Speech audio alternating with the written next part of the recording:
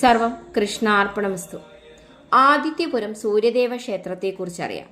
സൂര്യനെ മുഖ്യദേവനായി ആരാധിക്കുന്ന ക്ഷേത്രങ്ങൾ ഭാരതത്തിൽ വളരെ അപൂർവമാണ്. ആ നിലയ്ക്ക് സൂര്യനെ പ്രധാന മൂർത്തിയായി ആരാധിച്ചു വരുന്ന ആദിത്യപുരം ക്ഷേത്രത്തിന്റെ പ്രാധാന്യം വളരെ ഏറെയാണ്. നവഗ്രഹങ്ങളോട് കൂടി ചില ദിക്കിൽ സൂര്യപ്രതിഷ്ഠ കാണാറുണ്ട്. എന്നാൽ ഈ ക്ഷേത്രത്തിൽ നവഗ്രഹ പ്രതിഷ്ഠയില്ല. വൃത്താകാരമായ ശ്രീകോവിലിൽ പടിഞ്ഞാട്ട് ദർശനമായിട്ടാണ് സൂര്യപ്രതിഷ്ഠ. ത്രേതായുഗത്തിലാണ് പ്രതിഷ്ഠ നടന്നിട്ടുള്ളത് എന്ന് വിശ്വസിക്കപ്പെടുന്നു. എന്നാൽ ക്ഷേത്രോൽപത്തിയെ സംബന്ധിച്ച് ലിഖിതങ്ങളായ രേഖകൾ ഒന്നും തന്നെ ഇന്ന് ലഭ്യമല്ല. ക്ഷേത്ര സമീപമുള്ള മരങ്ങാട്ട് മനയ്ക്കാണ് ക്ഷേത്രത്തിന്റെ ഊരാന്മ സ്ഥാനം. മനയിലുള്ളവർ തലമുറകളായി വിശ്വസിച്ചു പോരുന്ന ഐതിഹ്യം ഇങ്ങനെയാണ്. മനയിലെ മഹാതപസിയായിരുന്ന ഒരു പൂർവികൻ ക്ഷേത്രം ഇരിക്കുന്ന സ്ഥലത്ത് വെച്ച് സൂര്യനെ തപസ് ചെയ്ത് പ്രസാദിപ്പിക്കുകയും വരമായി ലഭിച്ച വിഗ്രഹം പ്രതിഷ്ഠിക്കുകയും ചെയ്തു. തുടർന്ന് ഇന്ന് നടന്നു വരുന്ന പൂജാദികൾ ചിട്ടപ്പെടുത്തുകയും അത് തന്റെ പരമ്പരകൾ തന്നെ നിർവഹിക്കണമെന്ന് വ്യവസ്ഥ ചെയ്യുകയും ചെയ്തു. ചതുർബാഹുവായി പത്മാസനത്തിൽ തപസ്സിലിരിക്കുന്ന രൂപത്തിലാണ് പ്രതിഷ്ഠ. 2 കൈകളിൽ ശംഖും ചക്രവും മറ്റു 2 കൈകൾ തപോമുദ്രയിലുമാണ്. ഇതേപറ്റിയുള്ള ഐതിഹ്യം ആദിത്യൻ തനിക്ക് കൂടുതൽ ശക്തി ലഭിക്കുന്നതിനായി മഹാമായയെ തപസ് ചെയ്യുകയും മഹാമായ പ്രത്യക്ഷപ്പെട്ട് ഉദയം മുതൽ 6.25 നാഴിക വരെ സകല ദേവതകളുടെയും ശക്തി ആദിത്യനിൽ ഉണ്ടാകട്ടെ എന്ന് അനുഗ്രഹിക്കുകയും ചെയ്തു.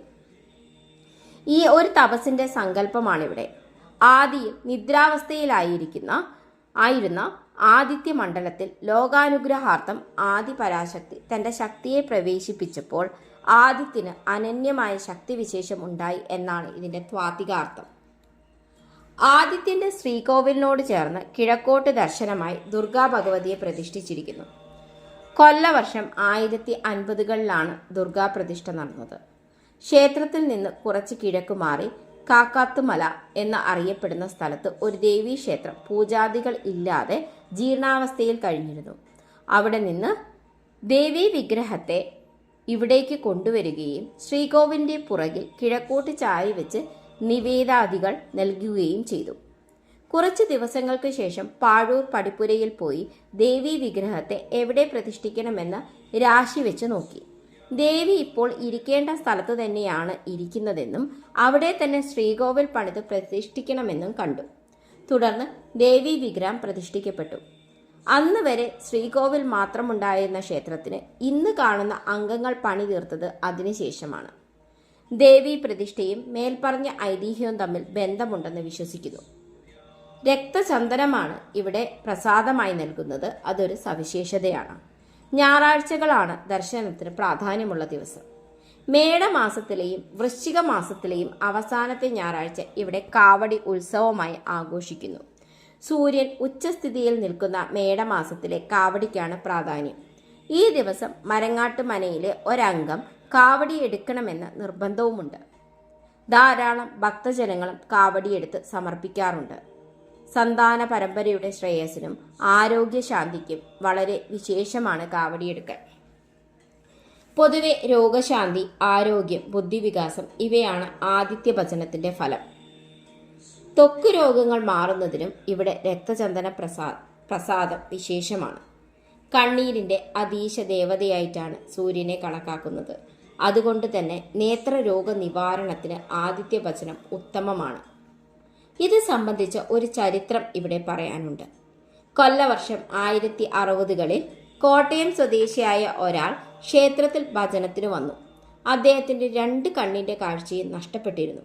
ഇട്ടറ എന്നാണ് അദ്ദേഹത്തിന്റെ പേര്. അദ്ദേഹം തീവ്രമായ ഭജനം തുടങ്ങി. 1 വർഷം കഴിഞ്ഞപ്പോൾ 2 കണ്ണിനും കാഴ്ച ലഭിച്ചു. പിന്നീട് അദ്ദേഹം പല ദിക്കിലും സഞ്ചരിച്ച് ക്ഷേത്രത്തിന്റെ പ്രാധാന്യത്തെക്കുറിച്ച് പറയുകയും അവർക്ക് ഇവിടുത്തെ പ്രസാദം നൽകുകയും ചെയ്തിരുന്നു. അദ്ദേഹം ഭജിക്കുവാൻ ഉപയോഗിച്ചിരുന്ന തറ ഇന്ന് മതിലിന് പുറത്ത് തെക്ക് ഭാഗത്ത് കാണാം. അവിടെ കാവടി ദിവസം വിളക്ക് വെച്ച് അവിലും മലരും ശർക്കരയും കരിക്കും സമർപ്പിക്കാറുണ്ട്. സൂര്യൻ എന്നത് ഭാരതീയർക്ക് സത്യത്തിന്റെയും പരമമായ ജ്ഞാനത്തിന്റെയും പ്രതീകമാണ്.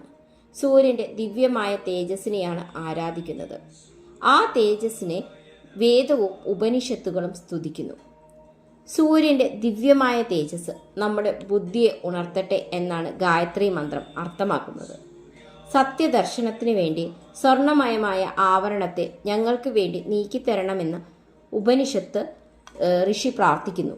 ശ്രീ ശങ്കരാചാര്യർ ആദിത്യമതം സ്ഥാപിച്ചതിനു ശേഷം പഞ്ചായതന പൂജ നടപ്പിൽ വരുത്തി.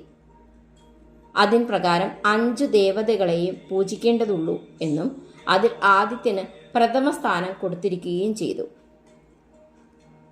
നമുക്ക് ആരോഗ്യവും ബുദ്ധിയും സദാ നൽകിക്കൊണ്ടിരിക്കുന്ന സൂര്യന് ഈ കേരളത്തിൽ ഒരു ക്ഷേത്രമുണ്ട് എന്നുള്ളത് മഹാഭാഗ്യം തന്നെയാണ്.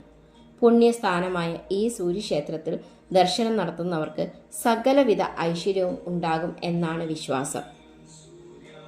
ആദിത്യപുരം ദേവീക്ഷേത്രത്തിലെ നിത്യപൂജാ സമയം ഞായറാഴ്ചകളിൽ രാവിലെ നട തുറക്കൽ നിർമ്മാല്യ ദർശനം 4 മണിക്കാണ്.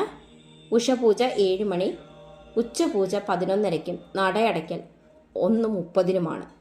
വൈകിട്ട് നട തുറക്കൽ 5:30-നും ദീപാരാധന അത്താഴപൂജ 6:30 മുതലാണ്. നടയടയ്ക്കൽ 7:30-നാണ്. മറ്റു ദിവസങ്ങളിൽ നട തുറക്കൽ നിർമ്മാല്യ ദർശനം 5:30-നാണ്. പൂജ 9 മണിക്കും നടയടയ്ക്കൽ 12 മണിക്കുമാണ്. വൈകിട്ട് നട തുറക്കൽ 5:30-ക്കും ദീപാരാധന 6:30-ക്കുമാണ്. അത്താഴ നിവേദ്യം 7 മണിക്കും നടയടയ്ക്കൽ 7:30-നുമാണ്. ആദിത്യപുരം സൂര്യദേവ ക്ഷേത്രത്തിൽ എല്ലാവർക്കും പോയി പ്രാർത്ഥിക്കാൻ കഴിയട്ടെ. ഭഗവാന്റെ അനുഗ്രഹം എല്ലാവർക്കും ലഭിക്കട്ടെ എന്ന് പ്രാർത്ഥിക്കുന്നു. ആദിത്യപുരം ഇരവിമംഗലം കടുന്തുരുത്തി കോട്ടയം ജില്ലയിലാണ് ഈ ക്ഷേത്രം സ്ഥിതി ചെയ്യുന്നത്. ഈ വീഡിയോ ഇഷ്ടമായെങ്കിൽ ലൈക്ക് ചെയ്യാനും ചാനൽ സബ്സ്ക്രൈബ് ചെയ്യാനും മറക്കരുത്. നിങ്ങളുടെ അഭിപ്രായങ്ങൾ കമൻ്റായി രേഖപ്പെടുത്തുക. നിങ്ങൾക്കിഷ്ടമുള്ള മറ്റേതെങ്കിലും ക്ഷേത്രത്തെക്കുറിച്ച് അറിയണമെങ്കിൽ കമൻറ്റ് ബോക്സിലിടുക.